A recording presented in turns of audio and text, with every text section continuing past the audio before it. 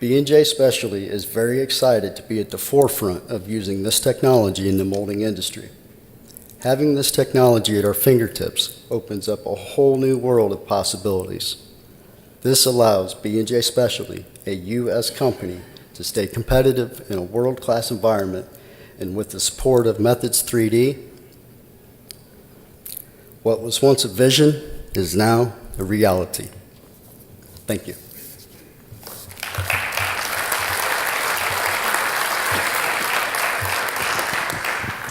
Jarod, we do have time for a few questions if you're okay with taking some from the audience. Yes, absolutely. Are you seeing this being able to change the way that designs are done for injection molding? So like traditional designs, certain wall thicknesses, even wall thicknesses, are you taking it to that next level? Are you seeing that case? At this point, not so much in the design change of the part itself. At this point, I'm seeing it being implemented in the construction of the tooling, with the utilizing conformal cooling technology, and also, being able to rethink how you design, based with this newfound technology of the subtractive ways of manufacturing, of the additive ways of manufacturing. But yeah, not so much in the actual plastic part yet, but I see it going there. Got another one over here. Good morning.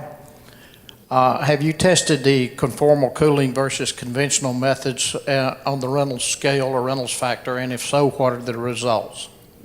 We have done several case studies comparing a side-by-side comparison of conventionally manufactured cooling passages with the use of like spiral baffles, the standardly manufactured cooling passages that we're all used to seeing in the molding world, with a true comparison side-by-side to conformal cooling. And it's all about the design of your conformal cooling. If you follow the guidelines, and the guidelines are, being able to maintain that critical distance away from the molding surface to the cooling line itself. If you're able to do that, and you're able to supply enough water into the component, and it's all done mathematically in a sound way, conformal cooling will give you premium results. It'll perform better than what any conventionally manufactured cooling line could produce. Now, it's not going to always be the solution. Where conformal cooling comes into play is reaching those vital areas of geometry that you don't have line of sight to be able to drill a hole.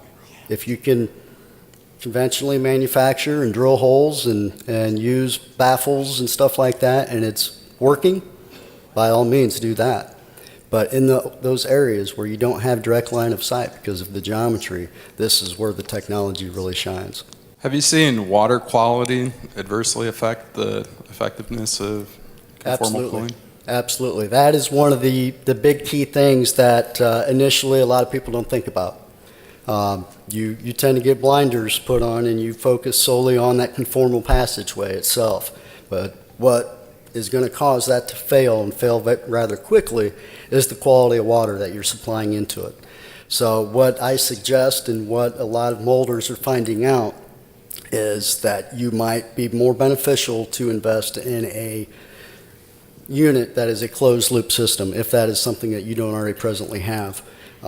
Typically in a lot of the molding facilities, it's 30, 40-year-old water system that has been there since they got the building. It's cooling towers outside. They're black pipe running to all the presses. They use additives to try to reduce rust and everything else, but it's not going to be good enough for conformal, because with conformal, it's not like a standard baffle hole. If it starts to rust up a little bit, you remove the baffle and you drill it out. With conformal, you can't do that. So you really have to be aware of the quality of the water that you're running. So obviously these designs are much different than your standard mold designs. How do you actually create those designs? Are you just using CAD, or is there special? Yeah, we at B&J are using Cimatron's package of mold design, along with, they have it's specifically for 3D printing. It has tools aiding me in the construction of conformal cooling technology in the shape.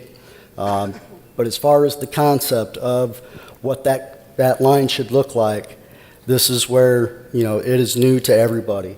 Everybody has their own opinion on what they feel works, but with the utilizing the software for its analytical results, that is what is key at this point, because there's not just one set factor that works for everything. All geometry is different, so you really have to utilize your software from an analytical standpoint. Are you seeing are you printing the internal passages with a different surface texture to affect the heat transfer? Are you doing anything along those lines? The standard finish that you would typically get from the DMLS technology actually aids you in that turbulent flow that I was talking about.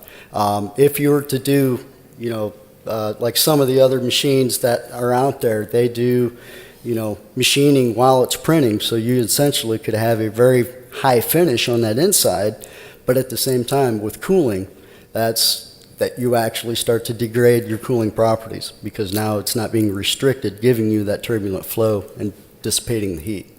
So the rough finish does actually help you with cooling. Is there a significant cost increase for the conformal cooling compared to the conventional?